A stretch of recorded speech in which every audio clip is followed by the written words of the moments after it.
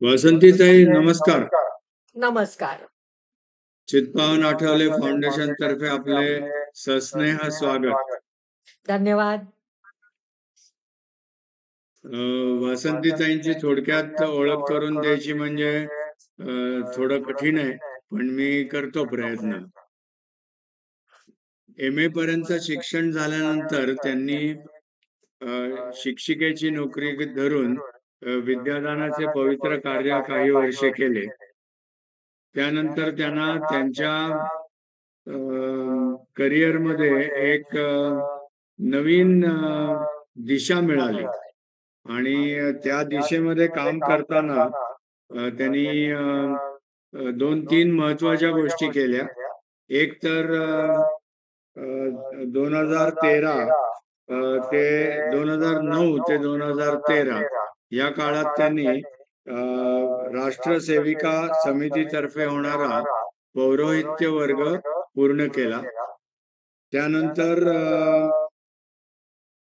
Gita foundation Miraj या संस्थेतर्फे त्यांना घरोघरी भागवत कथा न्यावी अशी सदिच्छा झाली आणि त्यांनी आतापर्यंत 28 भागवत कथेचे भाग सादर केलेले आहेत.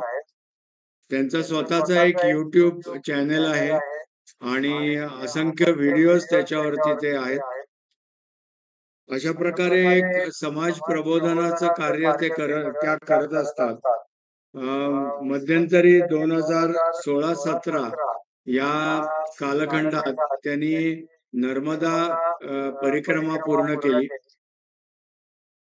मला वाटतं अधिक वेळ न घालवता आपण वासंतीताईंकडून 4 शक्तिपीठांबद्दल माहिती आज घेणार आहोत. तेव्हा आम्हा सगळ्यांतर्फे वासंतीताई तुम्हाला विनंती की आजचे तुमचं प्रेझेंटेशन सुरू करावे. धन्यवाद. ठीक आहे. मी माझं सुरू करते.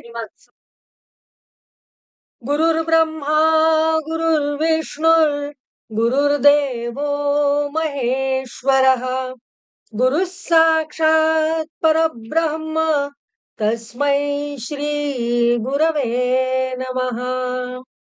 परमहंस परिव्राजकाचार्य श्रीमद सद्गुरु वासुदेवानंद सरस्वती स्वामी महाराजांना माझा साष्टांग दंडवत.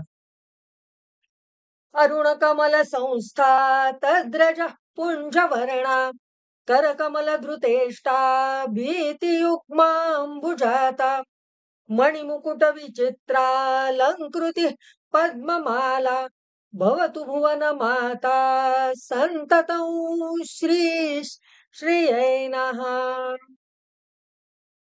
देवी भगवतीला साष्टांग दंडवत. त्यानंतर ज्या आयोजकांनी मला आपल्याशी संवाद साधण्याची संधी प्राप्त करून दिली म्हणून मी त्यांचे ऋण व्यक्त करते.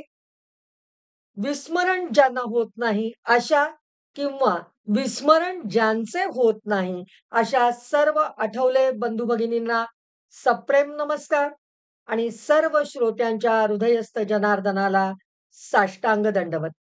त्यानंतर ह्या सगळ्या व्याख्यानासाठी मी देवी भागवत महापुराण या ग्रंथाचा आधार घेतलाय. तसेच सौ अपर्णाताई कल्याणी सोलापूर यांनी संकलित केलेल्या अशी करा भगवती आराधना या ग्रंथाचाही आधार घेतला आहे. त्यासाठी मी त्यांच्याबद्दलही ऋण व्यक्त करते आणि व्याख्यानाला सुरुवात करते. आजचा आपला विषय आहे 3.5 शक्तिपीठ, महाराष्ट्रातली 3.5 शक्तिपीठ. देवी भागवतात देवी आणि हिमालय पर्वत यांचा संवाद देवी गीता म्हणून प्रसिद्ध आहे. त्यात हिमालयाने देवीला प्रश्न केला की हे देवी, या भूमंडळावर तुझी प्रमुख स्थाने कोणती? तेव्हा देवी म्हणाली, हे नगेशा, मीच सर्वांचे अधिष्ठान असल्या कारणाने सर्व भूमीच माझे स्थान आहे. काल स्वरूप मीच आहे, त्यामुळे कोणत्याही काळी माझ्या व्रताचे अनुष्ठान केले तरी ते मला प्रियच आहे. पण तरीही तुला सांगते ते नीट ऐक. दक्षिणेकडे करवीर नावाचे क्षेत्र म्हणजे आजकालचे कोल्हापूर, तेथे मी लक्ष्मी रूपात राहते. दुसरे स्थान मातापूर म्हणजे आजकालचे माहूर, तिथे मला रेणुका म्हणतात. तिसरे स्थान तुळजापूर, येथे भवानी रूपात राहते आणि चौथे स्थान सप्तशृंग पर्वतावर आहे. तेच सप्तशृंगी होय किंवा वणीची देवी म्हणून प्रसिद्ध आहे. पुढे अनेक ठिकाणं देवीने सांगितली आहेत व शेवटी ती म्हणते, ही सर्व पुण्यक्षेत्रे एकाच स्थानी आहेत. ते स्थान म्हणजे काशी. देवी भक्त जर काशी क्षेत्रात वास्तव्य करून या क्षेत्राचे दर्शन घेणे, देवीचा जप करणे, भगवतीच्या चरणांचे ध्यान करणे, असा नित्यक्रम आचरील, तर तो भवबंधापासून मुक्त होईल. त्याची सर्व पाप नाश पावतील. म्हणूनच आपण म्हणतो, काशी सजावे नित्य वदावे. 84 लक्ष योनींनंतर आपल्याला दुर्लभ असा नरदेह प्राप्त झालाय. त्याचा साधन म्हणून उपयोग करून परमात्मा प्राप्ती करून घेणे हेच आपले ध्येय आहे आणि असले पाहिजे. त्यासाठीच मूळ माया भगवती देवी हिची उपासना केली पाहिजे. म्हणजेच पुनरपि जननम, पुनरपि मरणम, पुनरपि जननी जठरे शयनम हे आपण चुकवू शकू. बोला जगदंबा उदयोस्तु उदयोस्तु उदयोस्तु. देवीची मंदिरे संपूर्ण भारतात अनेक ठिकाणी आहेत. त्यातल्या काही निवडक जागृत स्थानांविषयी आपण माहिती करून घेत आहोत. थोडक्यात त्याची पार्श्वभूमी अशी आहे, ती पाहूया. ब्रह्मदेवाचे 7 पुत्र ज्यांना आपण सप्तर्षी म्हणून ओळखतो, त्यातीलच एक सप्तर्षी म्हणजे महाप्रतापी दक्ष राजा. तो क्षिप्रा नदीच्या काठी बृहस्पती नगरात राज्य करत होता. त्याला अनेक कन्या होत्या. त्यापैकी एक दाक्षायणी किंवा सती ही भगवान शंकरांची पत्नी होती. जगदात्मा सदाशिव ज्याला ब्रह्मा विष्णूही वंदन करतात, वेद आणि शेष ज्याचे स्तवन करतात, त्या जगदीश्वराचा महिमा जाणून न घेता दक्ष प्रजापती शिवाची निंदा नालस्ती करीत असे. ह्या दक्ष प्रजापतीने दधीची ऋषींच्या आदेशाने एकदा एक महायज्ञ करण्याचे ठरवले. सर्व देवदेवतांना आग्रहाची निमंत्रणे पाठवली, परंतु शंकराला काही आमंत्रण पाठवलं नाही. दाक्षायणीला महायज्ञाबद्दल कळलं आणि आमंत्रण नसूनही मात्या पित्यांना भेटण्याच्या तीव्र इच्छेने ती निघाली. शंकरांनी नंदी आणि भूतगण बरोबर दिले. नंदीवर बसून भूतगणांसह पार्वती महायज्ञात सहभागी होण्यासाठी आली. पण कोणीच तिची दखल घेतली नाही. बहिणींनी तिला हिणवलं, आईने तिला पाहिलं. तिचं रूप, गळ्यात रुद्राक्षांच्या माळा, शंखांचे हार, कपाळी भस्म, केसांच्या जटा हे पाहून आईला अतिशय दुःख झालं. एकट्या महेश्वराला वगळून दक्ष प्रजापतीने सर्व देवांना आमंत्रण दिल्याचे तिच्या लक्षात आले आणि आपल्या पतीची मानहानी आपल्या पित्याने केली आणि वर त्याची निंदाही करतो आहे, हे तिला सहन झाले नाही. आणि ती म्हणाली, माझ्या पतीची निंदा मला सहन होत नाही. ती ऐकणं मला शक्य नाही. ती निंदा करणारा दुसरा कोणी असता तर मी त्याचा घात केला असता. पण प्रत्यक्ष पिता ही निंदा करतो आहे, त्यामुळे पित्याने दिलेल्या या शरीराचा मी त्याग करते. असं म्हणून तिने योगाग्नीच्या साहाय्याने स्वतःला भस्मसात केले. शिवाला हे समजताच शिवाला प्रचंड क्रोध आला आणि त्यांनी आपल्या मस्तकावरची जटा काढली, पृथ्वीवर आपटली. त्यातून वीरभद्र उत्पन्न झाला आणि 21 पद्मसेना घेऊन मनोवेगाने दक्ष प्रजापतीच्या यज्ञ मंडपावर चालून आला. यज्ञाचा त्यांनी विध्वंस केला आणि दक्षाचा शिरच्छेद केला. यज्ञकुंडात योगाग्नीने भस्मसात होत असलेल्या मानिनी सतीचे निष्प्राण कलेवर खांद्यावर घेऊन शिव आता उन्मत्त स्थितीत हिंडू लागला. त्याची ही सैर भैर दुःखी अवस्था भगवान विष्णूंना पाहावे ना आणि त्यांच्या लक्षात आले, जोपर्यंत सतीचा देह स्कंधावर आहे तोपर्यंत शिव त्या भावावस्थेतून बाहेर येणार नाही. म्हणून त्यांनी आपले सुदर्शन चक्र सोडले आणि सतीच्या शरीराचे तुकडे तुकडे केले. सतीच्या देहाचे अवयव आणि अलंकार 51 ठिकाणी पडले. त्या त्या ठिकाणी शक्तिपीठांची निर्मिती झाली. त्या शक्तीबरोबर भैरव देखील नाना रूपे घेऊन तेथे राहिले. महाराष्ट्रात या आदिमाया शक्तीची 3.5 शक्तिपीठं आहेत. ती अशी: तुळजापूरची भवानी माता, कोल्हापूरची महालक्ष्मी माता, माहूरची रेणुका माता आणि वणी येथील सप्तशृंगी माता. 3.5 शक्तिपीठं म्हणजे ओंकाराचे सगुण रूपच. ओंकारामध्ये 3.5 मात्रा आहेत. ह्यातील अकारपीठ म्हणजे माहूर, उकारपीठ म्हणजे तुळजापूर, मकारपीठ म्हणजे कोल्हापूर आणि अर्धमात्रा सप्तशृंगी. सप्तशृंगी निवासिनी देवीच्या मूळ ठिकाणाचे दर्शन सर्वांना होत नाही, म्हणून ते अर्धपीठ मानले जाते. आदिशक्तीचे स्वरूप अत्यंत विराट, विश्वाकार आहे. आदिशक्ती नाना प्रकारच्या प्रतीकातून प्रकट होते. महाराष्ट्रातील 3.5 शक्तिपीठे त्यांच्या संतुलित आणि एकात्म ऊर्जेच्या बळावर संपूर्ण भारताची आध्यात्मिक स्थिती नियंत्रणात ठेवतात आणि नकारात्मक शक्तीच्या हल्ल्यांपासून संरक्षणही करतात. म्हणूनच अनेक शतकांपासून भारत विविध स्वरूपातील नकारात्मक शक्तींच्या भयंकर अशा हल्ल्यापासून सावरत आहे. महाराष्ट्रात एकवटलेल्या स्वयं उत्पन्न 3.5 शक्तिपीठातून शक्तीच्या सक्रिय प्रवाहामुळे महाराष्ट्राला अनेक संतांच्या वंशाचा लाभ झाला आणि सनातन हिंदू धर्म आजही महाराष्ट्रात अस्तित्वात आहे. महालक्ष्मी पीठ हे शक्तीचे वलय स्वतःभोवती फिरत असल्याचे दाखवते. भवानी पीठ त्याच्या केंद्रबिंदूपासून क्रियाशक्तीचे किरण उत्सर्जित करून कार्य करते, तर रेणुका पीठ क्षात्र तेजाचे किरण उत्सर्जित करते. म्हणजेच महाराष्ट्रात इच्छा, क्रिया आणि ज्ञान या 3 शक्तिपीठांचे आसन आहे आणि त्याच्या मस्तकावर मुकुट धारण करणारे वणीचे निर्गुण असे शक्तिपीठ आहे. चला तर पाहूया तुळजापूर वासिनी श्री भवानी आईची महती. कृतायुगाच्या काळात दंडकारण्यातील दिंडर वनाच्या सीमेवरील निसर्गरम्य तपोभूमीमध्ये कर्दम नावाचे सत्वस्थ तपोनिधी ऋषी होते. त्यांची भार्या अनुभूती आणि एक पुत्र असं कुटुंब होतं. दुर्दैवाने ऋषींचा अंत झाला आणि अनुभूतीला वैधव्य प्राप्त झाले आणि दुःखाने कोमेजून गेलेल्या अनुभूतीने मंदाकिनी नदीच्या निसर्गरम्य परिसरात घोर असं तप सुरू केलं. एकदा समाधी अवस्थेत असताना कुकुरा नावाच्या असुराची तिला जाणीव झाली आणि तिची समाधी भंगली. आदिशक्तीच्या आराधनेमुळे अष्टभुजा आदिशक्ती धावून आली आणि देवी व कुकुर यांचे घनघोर असे युद्ध झाले. मायावी कुकुर निरनिराळी रूपे धारण करत होता.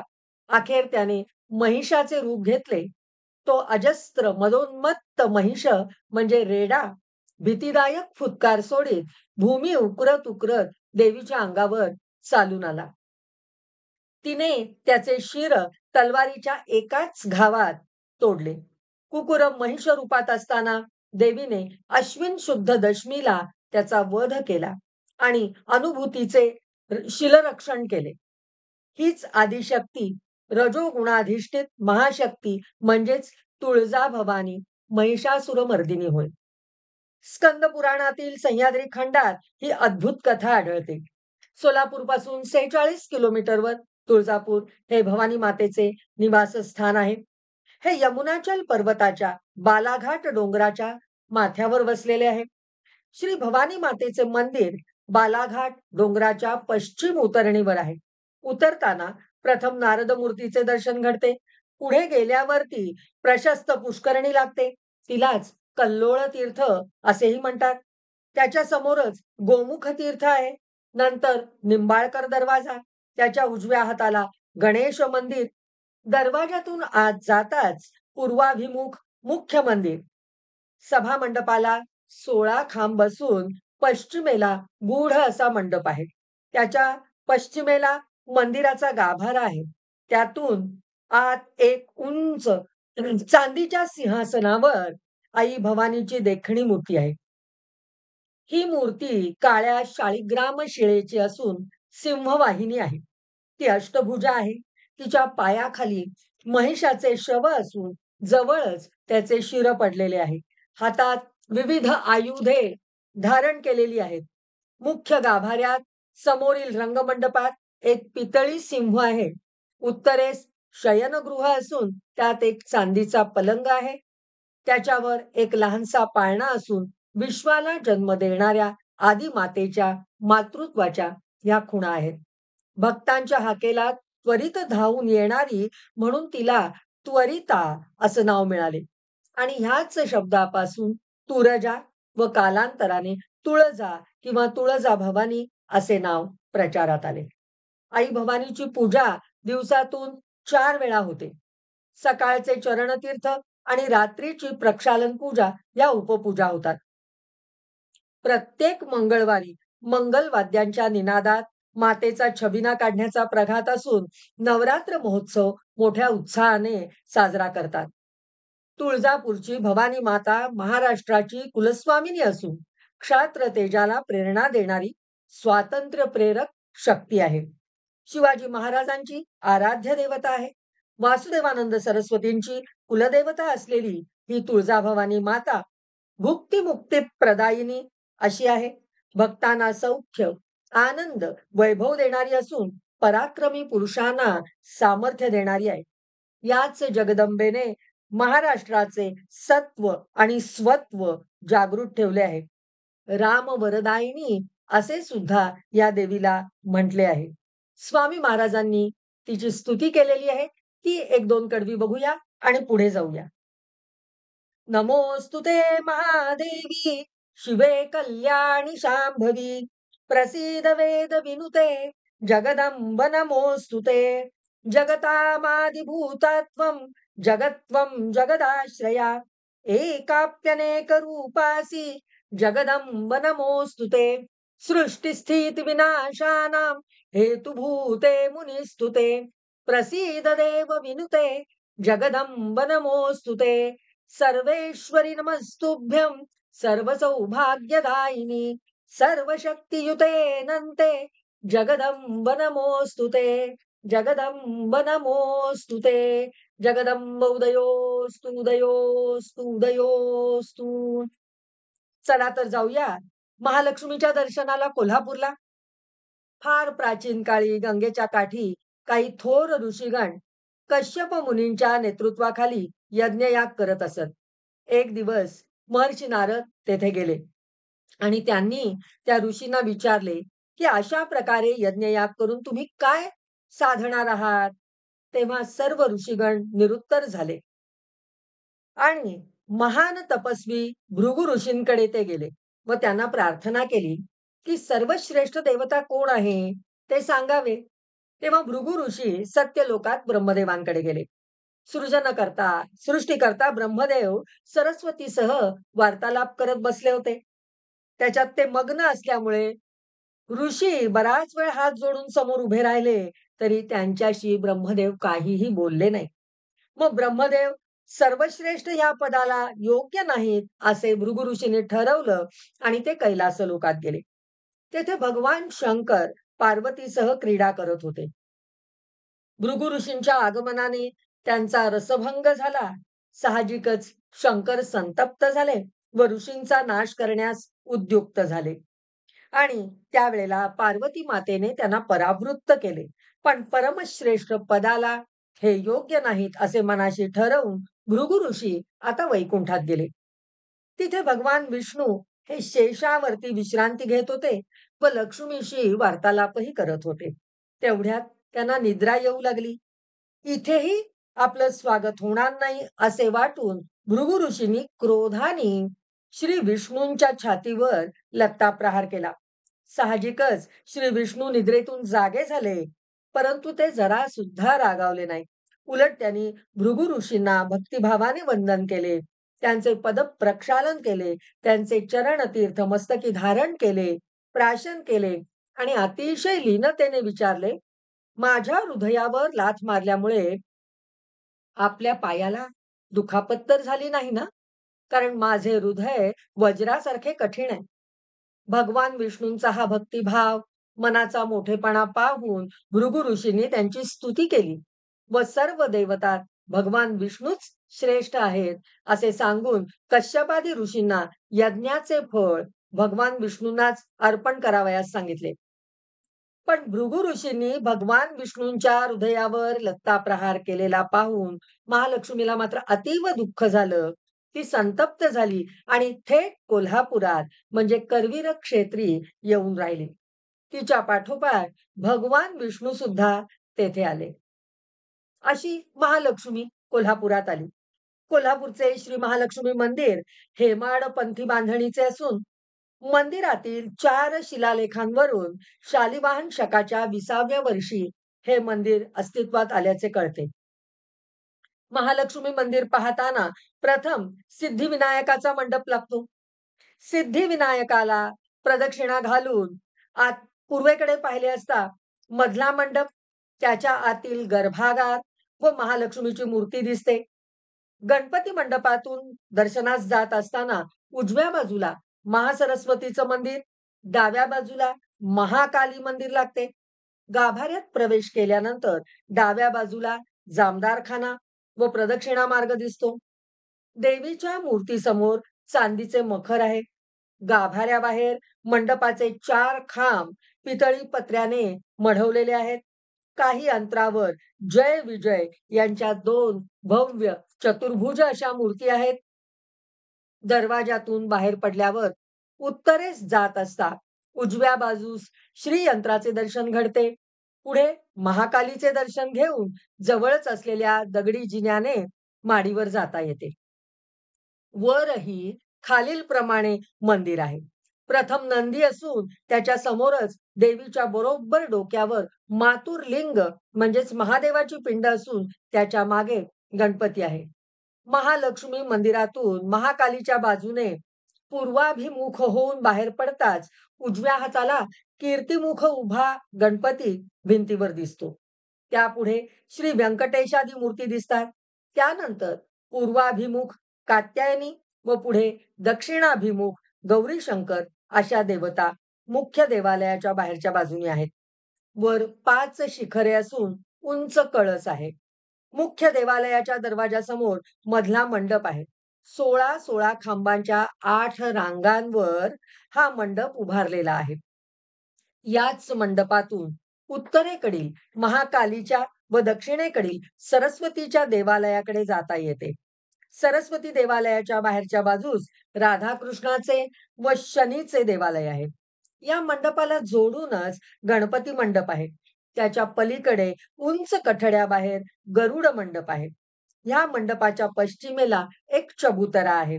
त्यावर महालक्ष्मीची पालखी ठेवण्यात येते. महालक्ष्मी मंदिराभोवती भव्य प्राकार असून त्याला 4 दिशांना 4 दरवाजे आहेत. पश्चिमेकडील दरवाजास महाद्वार म्हणतात. उत्तरेकडील दरवाजास घाटी दरवाजा. या दरवाजावरील घुमटीत एक मोठी घंटा टांगलेली आहे. नगारखाना पश्चिम दरवाजाजवळ आहे. घाटी दरवाजाबाहेर दीपस्तंभाखाली अगस्ती लोपामुद्रेच्या मूर्ती आहेत. मंदिराजवळ पद्मसरोवर, काशीतीर्थ व मणिकर्णिका तीर्थ ही तीर्थे आहेत. या मंदिराच्या प्राकारात अनेक देवदेवतांची लहान मोठी मंदिर आहेत. या महालक्ष्मी मंदिराचं एक खास वैशिष्ट्य म्हणजे महालक्ष्मीच्या मूर्तीपुढे दगडी मंडप व त्याचे असंख्य खांब असूनही दिशा साधन करण्यात आलेले आहे.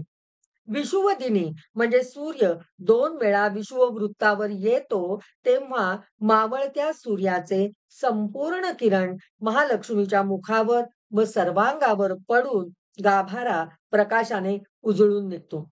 प्रतिवर्षी 20 मार्च आणि 22 सप्टेंबरला विषुवदिन येतो. या दोन्ही दिवशी महालक्ष्मीचा उत्सव चालू असतो. महालक्ष्मीच्या या अतिभव्य मंदिराचे कलात्मक शिल्प कौशल्य पाहून आपले मन प्रसन्न होते. श्री महालक्ष्मीची मूर्ती काळ्या रत्नशिलेपासून बनवण्यात आलेली आहे. मूर्ती अत्यंत सुंदर असून चतुर्भुज आहे. श्री महालक्ष्मीच्या वरच्या उजव्या हातात मातुरलिंग व डाव्या हातात पानपात्र आहे. मस्तकावर मुकुट आहे. त्यावर शेषाने छाया धरली असून मूर्तीच्या भ्रूमध्यावर पद्मरागिणी आहे. मूर्तीच्या मागे सिंह उभा असून मागच्या बाजूस चांदीची प्रभावळ आहे. भक्तवत्सल जगन्माता, जगदानंददायिनी, करवीर निवासिनी अंबा माता सर्व कल्याणाची कल्याण रूपिणी आहे. सर्व मनोरथांची साधिका आहे. या मंगलकारिणी वरदायिनी महालक्ष्मीचे दर्शन घेतल्याने सर्वांगीण संपन्नता, सफलता प्राप्त होते असा अनेकांचा अनुभव आहे. आता या महालक्ष्मीला नमस्कार करून जाऊया रेणुका देवीच्या भेटीला. या देवी सर्वभूतेषु लक्ष्मीरूपेण संस्थिता. नमस्तस्यै नमस्तस्यै नमस्तस्यै नमो नमः. या देवी सर्वभूतेषु शक्तिरूपेण संस्थिता. नमस्तस्यै नमस्तस्यै नमस्तस्यै नमो नमः. या देवी सर्वभूतेषु मातृरूपेण संस्थिता. नमस्तस्यै नमस्तस्यै नमस्तस्यै नमो नमः. माहुरगड निवासिनी श्री रेणुका देवी. भागीरथी नदीच्या तीरावर कान्यकुब्ज नावाचे एक नगर होते. रेणू नावाचा राजा तिथे राज्य करीत होता. तो इक्ष्वाकू या सत्यवचनी राजाचा पुत्र होता. कन्येच्या प्राप्तीसाठी गौतम ऋषींच्या आज्ञेवरून त्यांनी एक यज्ञ आरंभला आणि त्या यज्ञातून एक अत्यंत सौंदर्य संपन्न स्त्री अवतीर्ण झाली. रेणू राजाने या अग्निजा कन्येचं नाव रेणुका असे ठेवले. या रेणुकेने स्वयंवरात रुचिक पुत्र जमदग्नींच्या गळ्यात वरमाला घातली. रेणू राजाने रेणुकेचा जमदग्नींशी मोठ्या थाटाने विवाह करून दिला. अशा रीतीने रेणुका ऋषीपत्नी झाली. भागीरथी तीरावरील महोदय नगरीत रेणुका जमदग्नींबरोबर राहू लागली. त्यांना कालांतराने वसु, विश्वावसु, बृहद्भान व बृहत्कण्व असे 4 पुत्र झाले. नंतर विष्णूने तिच्या उदरी जन्म घेतला आणि ह्या पुत्राचे नाव परशुराम असे ठेवण्यात आले. परशुरामाचे बळ, तप, धैर्य पाहून जमदग्नी अतिशय आनंदित झाले. रेणुका मातेनेही परशुरामाला मोठ्या प्रेमाने आशीर्वाद दिला. पुत्रा, तू चिरंजीव होशील. जमदग्नींच्या आश्रमानजीक भागीरथी नदी वाहत होती. चित्ररथ गंधर्व आपल्या भार्यांसह एकदा तिथे जलक्रीडा करण्यासाठी आला. त्याच वेळेला रेणुका नदीवर पाणी आणण्यासाठी गेली.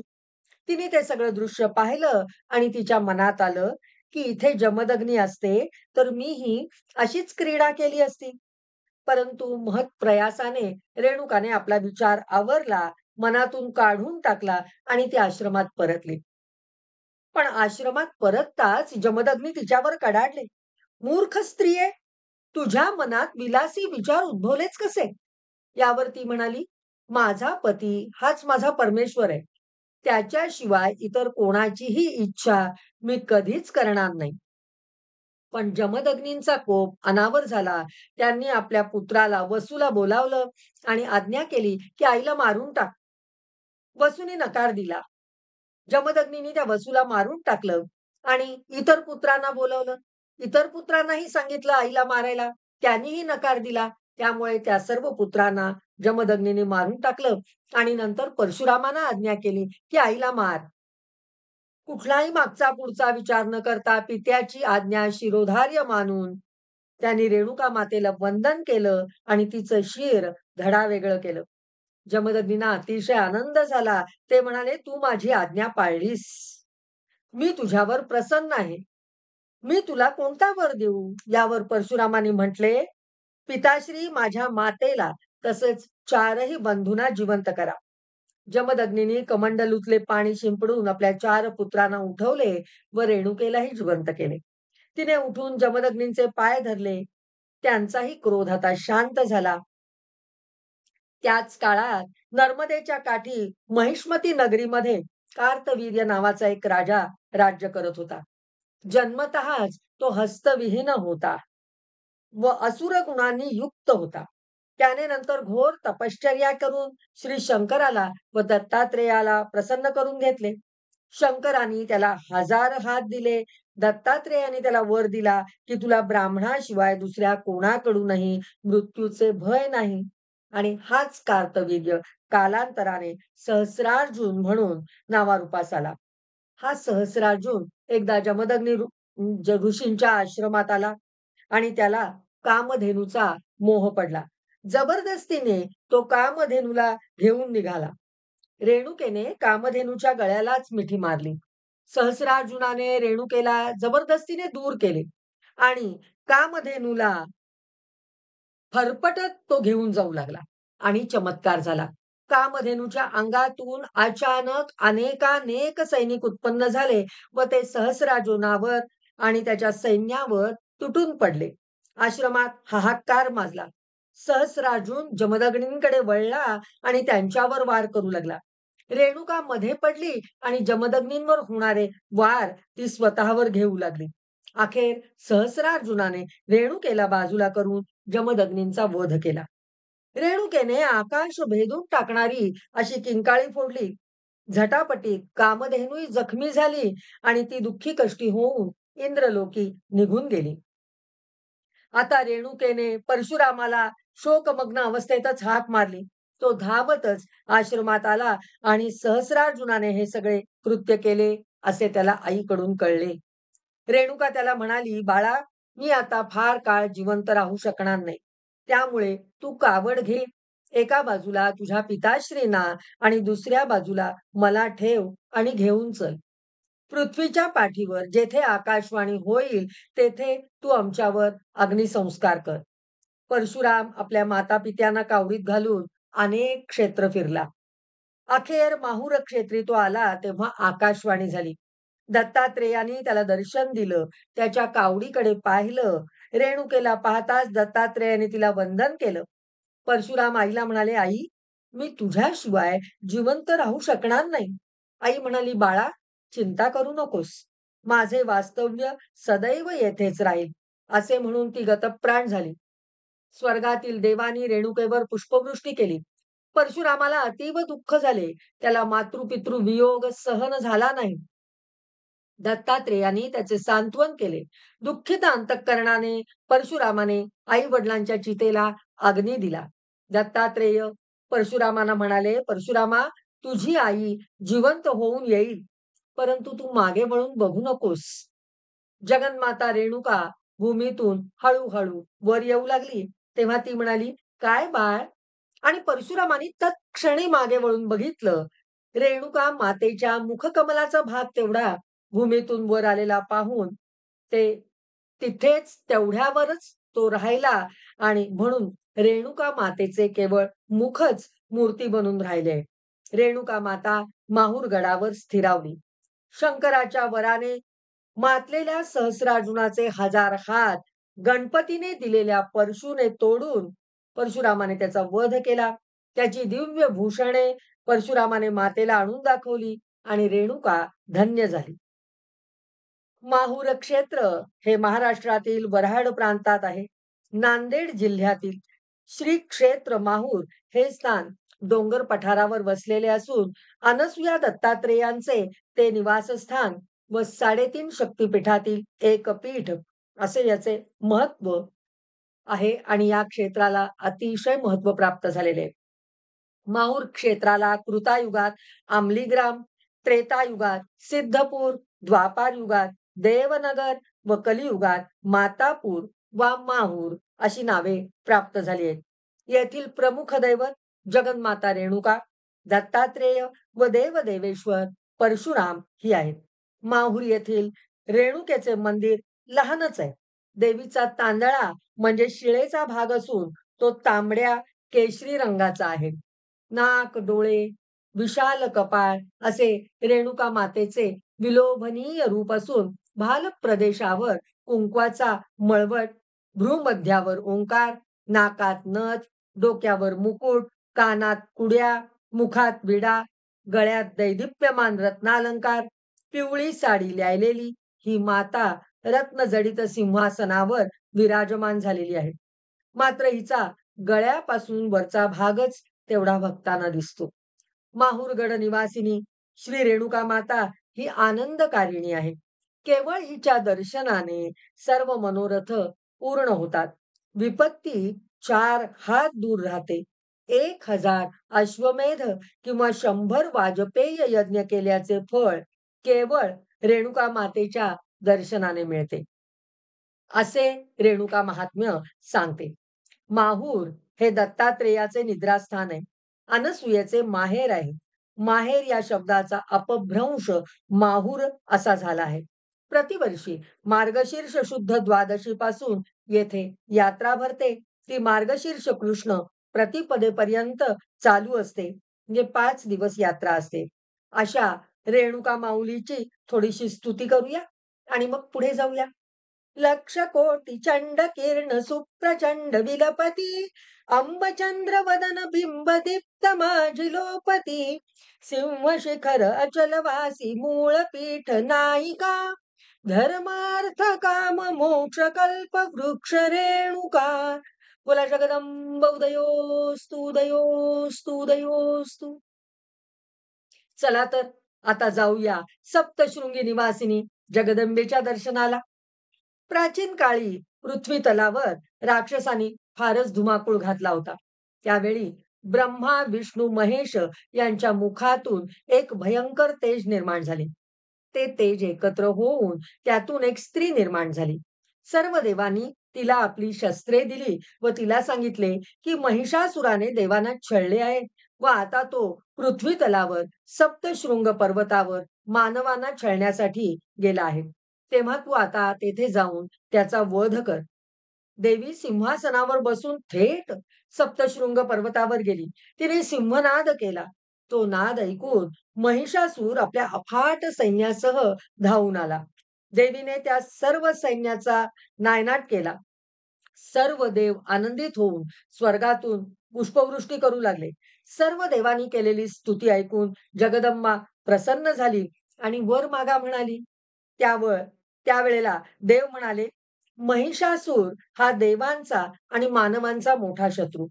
आता तू तो नष्ट केला आहेस. आता आणखी काही मागायचं उरलं नाही. पण तुझे स्मरण करताच किंवा केले नाही तरीही तू आमची सर्व संकटे दूर कर व आमच्या अभिवृद्धीला कारण हो. तेव्हा देवी तथास्तु म्हणाली आणि अंतर्धान पावली. देवीने नंतर सप्तशृंग गडावरच वास्तव्य केले. ती सप्तशृंग निवासिनी जगदंबा म्हणून ओळखली जाऊ लागली. नाशिक शहराच्या उत्तरेस 43 किलोमीटर दिंडोरी तालुक्यात चांदवड डोंगराच्या रांगेत सप्तशृंग गड आहे. या गडाला 7 शिखरे असल्यामुळे त्याचे सप्तशृंग असं नाव पडले आहे. या गडावर इंद्राणी, कार्तिकेयी, वाराही, वैष्णवी, शिवा, चामुंडा व नारसिंही या 7 देवता सप्तशृंग गडाच्या 7 शिखरांवर वास्तव्य करतात. याच गडाच्या पायथ्याशी वणी नावाचे गाव आहे. साहजिकच सप्तशृंग निवासिनी मातेला वणीची देवी असेही संबोधले जाते. सप्तशृंग गावापासून देवीच्या मंदिरात जाण्यापूर्वी 473 पायऱ्या चढाव्या लागतात.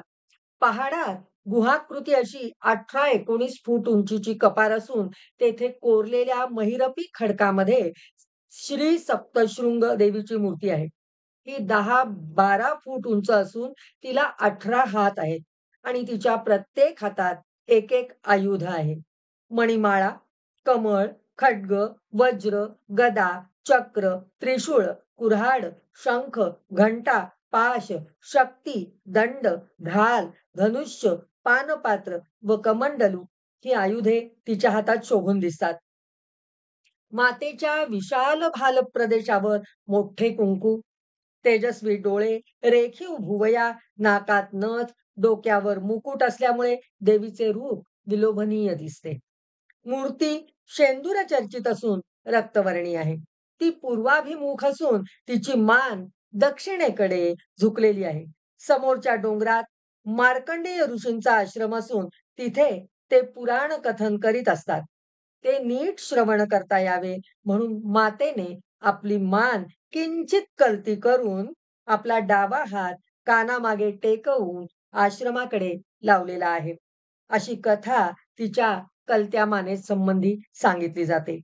मातेची नित्य षोडशोपचारे समंत्रक पूजा होते. पंचामृत स्नान प्रत्येक मंगळवारी व शुक्रवारी घालण्यात येते. पूजेनंतर महानैवेद्य अर्पण करण्यात येतो. वाद्यांच्या गजरात मातेची रोज 3 वेळा आरती होते. या देवीला जे वस्त्र, साडी लागते ते 18 वारांचे असून पूजेच्या नंतर देवीच्या मुखात विडा देतात. मूर्ती फारच उंच असल्याने पुजारी शिडीवर चढून पूजा करतात.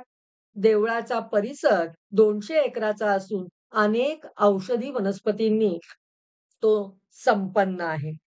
अशी महाराष्ट्रातील 3.5 शक्तिपीठ हे महाराष्ट्राचं वैभव आहे. भारतात शक्तीची उपासना फार प्राचीन काळापासून प्रचलित आहे. ही शक्ती देवीमध्ये साठवलेली असल्याने या उपासनेला देवी उपासना म्हणण्यात येते. सांसारिक माणसांच्या प्रांगणात तिला विविध नावांनी ओळखले जाते. धनसंपत्ती देणारी लक्ष्मी, विद्या प्रदान करणारी सरस्वती, अन्न समृद्धी देणारी गौरी किंवा अन्नपूर्णा, संकटांपासून रक्षण करणारी दुर्गा आणि संहारक शक्ती असलेली काली म्हणून तिची 9 दिवस उपासना करण्यात येते. नवरात्र आता सध्या आजपासूनच चालू झालंय. हा परिवर्तनाचा काळ आहे.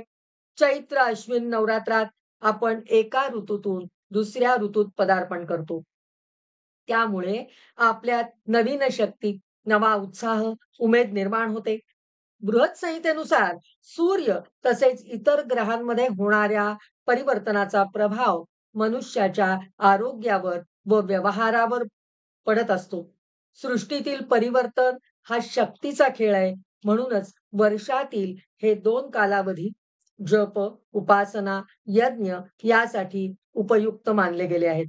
ब्रह्मचर्य, संयम, उपासना, यज्ञ केल्याने शरीरात रोगप्रतिकारक शक्ती वाढते.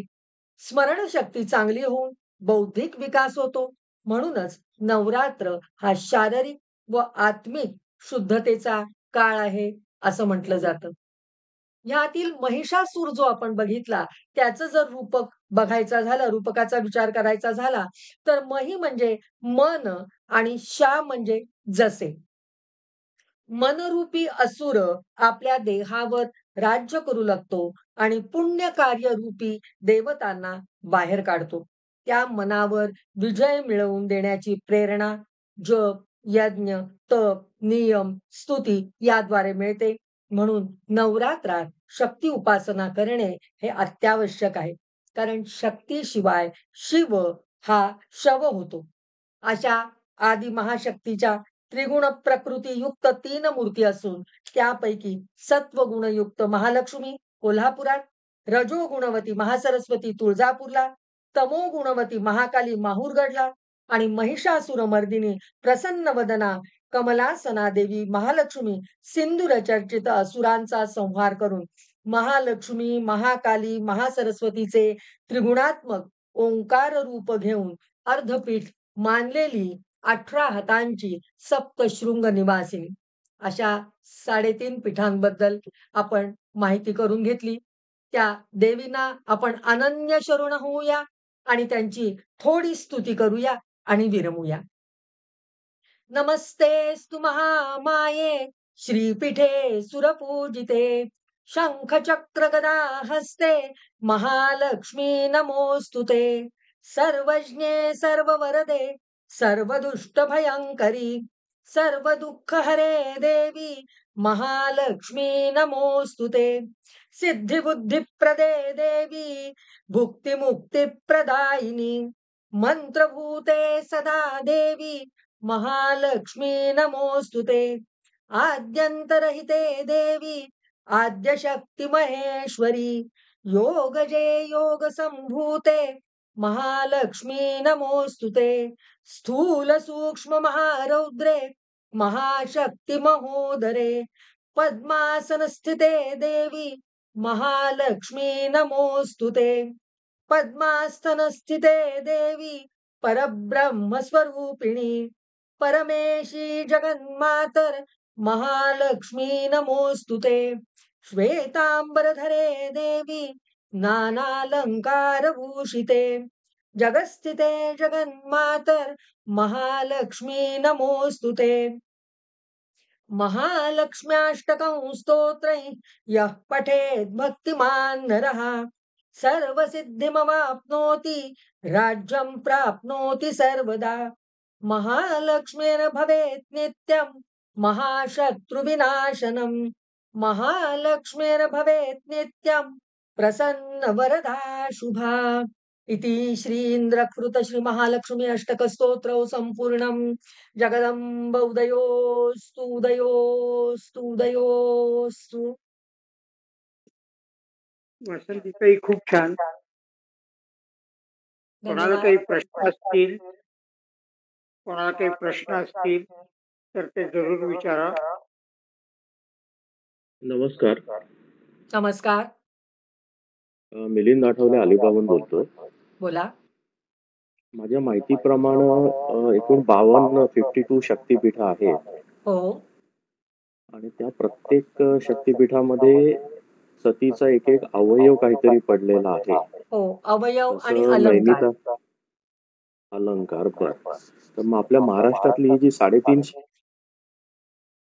शक्तिपीठ आहेत, कुठलं कोरिलेशन, कुठल्या अवयव तिथे फक्त कोल्हापूरच्या महालक्ष्मी बद्दल सांगितलेलं आहे की त्रिनेत्र तिथे पडलेले आहेत. एकच उल्लेख देवी भागवतात सुद्धा आहे आणि इतर सर्व साहित्यात सुद्धा फक्त तेवढा एकच उल्लेख आपल्याला मिळतो. पण शक्तिपीठांमध्ये ह्या सगळ्या देवी स्थळांची नावं मात्र जरूर आलेली आहेत. Thank you madam. धन्यवाद. नमस्कार. बोला. मी सतीश आठवले. नमस्कार.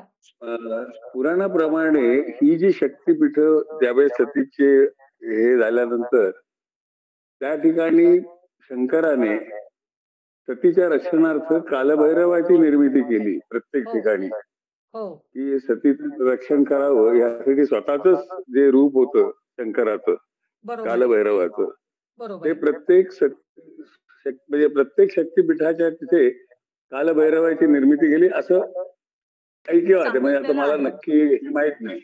हो आहे. पण मग पुराणात सांगितलंय. ही जी आपली पण ही जी आपली आता ती शक्तिपीठ सांगितली, हो. आपल्या माहूरगडाचं म्हणा किंवा महालक्ष्मी म्हणा, हो. या ठिकाणी कालभैरवाचं हे आहे का मंदिर किंवा अस्तित्व आहे का? प्रत्यक्ष तिथे कालभैरवाचं मंदिर कदाचित असेल किंवा नसेलही, पण तरी सुद्धा सूक्ष्म रूपाने कालभैरव तिथे प्रत्येक शक्तिपीठाच्या ठिकाणी आहेत असं पुराणामध्ये व्यासांनी सांगितलंय. म्हणजे ते निश्चितपणे तिथे आहेत, यात शंका घ्यायचं काहीच कारण नाही. दृश्य स्वरूपात कदाचित आपल्याला ते दिसणार नाही किंवा दाखवलं गेलेलं नाही, त्याचा उल्लेख आपल्याला सापडत नाही. पण व्यासांनी मात्र पुराणामध्ये असा स्पष्ट उल्लेख केलेला आहे की कालभैरव म्हणून ते तिथे प्रत्येक ठिकाणी राहिलेले आहेत. कारण सती मातेशिवाय ते राहू शकत नव्हते, असा एक भाव त्यातला होता. त्या दोघांचं प्रेम अतिशय अतूट असं होतं. तेच त्याचं कारण आहे. हॅलो.